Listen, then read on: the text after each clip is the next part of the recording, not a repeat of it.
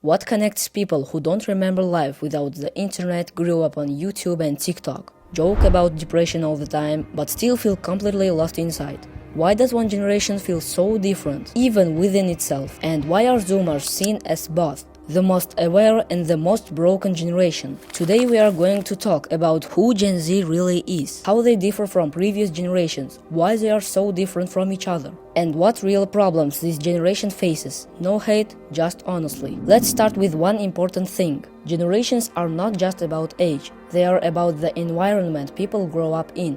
Boomers grew up without the internet. Millennials saw it appear. And Gen Z is the first generation that was born directly into the digital world. Gen Z usually includes people born roughly between 1997 and 2012. For them, a smartphone isn't technology, it's an extension of their hand. And the internet isn't a place you visit, it's already the space you live in. So, how Gen Z differs from previous generations? Previous generations were raised around stability, a job, a family, a house. Gen Z grew up in instability. The economy keeps shaking, jobs disappear, the future feels unclear, and that directly shapes the way people think. Zoomers don't really believe in work for 40 years and everything will be fine. They care more about meaning, freedom and mental health. But the price for that is anxiety, self-doubt and burnout at a very young age.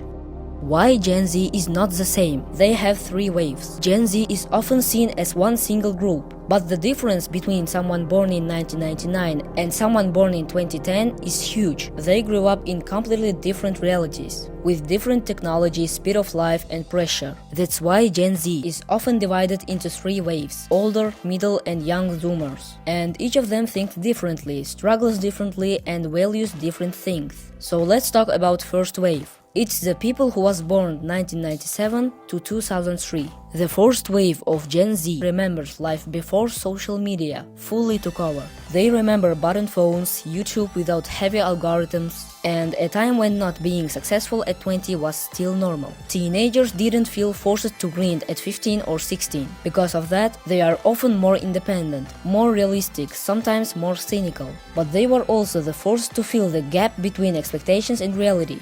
They were promised stability, but got crisis, competition, and the feeling that they are always late. Let's go to second wave. It's people who was born in 2004 to 2007. The second wave is a transition generation. They grew up with the internet, but without today's extreme pressure. They watched older people burn out, so trends change fast, and learned to adapt quickly. But that also made them more anxious. From a young age, they understood that the world is unstable, competition is everywhere, and if you don't keep up, you get replaced. Let's talk about the last third wave. It's people who was born in 2008 to 2012. For many of them, real life feels boring compared to endless dopamine on a screen. But it's important to say this isn't always about dopamine. A lot depends on family situations. Not everyone grows up in a healthy home, and when your mind is still forming, bad experiences can leave deep scars. If you went through something like that, you are not alone. I have been there too. Often people like this feel safer alone or in the digital world.